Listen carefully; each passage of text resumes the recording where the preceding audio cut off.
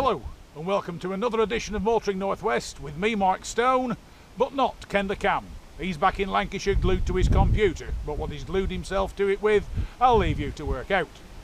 Today we're down in the sunny Cotswolds where time stood still and prices went up with Fiat's latest Panda 4x4 Cross.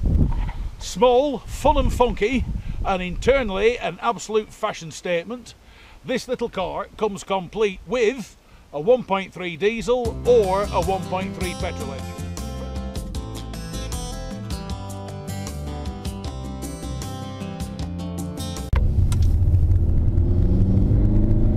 As I said, you've two choice of engines, both 1.3. One, the little twin air 1.3 petrol, or in the case of this one where I have on test, the 1.3 multi-jet diesel. Great little motor, pumps out 80 brake horsepower, plenty of torque, plenty of get up and go. It just goes. Inside the new Panda, like the original one we tested a while ago, it's definitely hip to be square. All the clocks are square, the steering wheel's square, the gear lever knob's square, the handbrake's square. The only thing that's not square is yours truly who's driving it. Ha ha! Right! It goes very well. The performance, like any Fiat, is enthusiastic. Fiats do not do slow. They also do not do cars that handle badly. Even though this has an increased ride height, slightly stiffer suspension, bigger wheels, it still corners like a true Fiat, like a true little thoroughbred sports car. The Panda is classed as a super mini, a city car.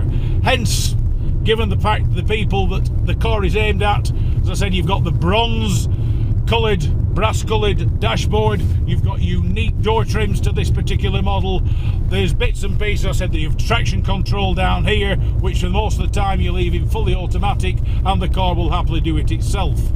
5-speed gearbox, well ratioed, steering, power steering, nicely weighted, means the car is very responsive. But even when pushing on, the car has no particular vices, turns in very nicely. One thing it does have, it has a button for city steering, which means you end up with power steering so light you just can't feel it. My advice is, if the power steering as it isn't any use, give up driving, because if you need steering that light, you really are having problems with life. All the instruments are clear, everything you want's there. Nice, big, bold and chunky like the rest of the car. As I said, it pulls well, it's enthusiastic. On-road it's fantastic, but off-road this car is absolutely unbelievable where this little car will go and what it will do. Sensors on all four wheels means as soon as it feels anything slipping, it alters the drive and distribution in milliseconds. It is unbelievable what it will do, and I don't say that because I just happen to be a fan of the Fiat Panda. What I've been doing with this car off-road is absolutely, you've to see it to believe it. They really are a fantastic little car. Fiat have always got the Panda right, and the Panda, I mean the all-wheel drive Panda, started literally by demand from the Alpine regions of Italy, because the people there needed a little efficient car that would go where they wanted it, when they wanted it, and Fiat's answer was the original Panda 4x4. From what was a car that was to satisfy a demand and produce a practical little hatchback that was equally at home in the original case up in the Dolomites or driving around Milan, now it's a car that has universal appeal. The interesting thing is, all the Panda 4x4s, especially the Panda Cross, sell out literally within months. They are one of Fiat's quickest selling vehicles. Reason being, in cross form, as I've said, they're just stylish. They're trendy without being overly so. Fair enough, they claim it allows the owners to make a statement. As to what statement that might be, I'll leave that once again to think about whilst you're wondering why Ken the Cam stuck to his computer. But in every respect, and many respects, they are a great little car, and a car that I can thoroughly recommend if you're looking for something small, practical, that really will go wherever you want it to go. Fiat's Panda Cross really is the vehicle to go for.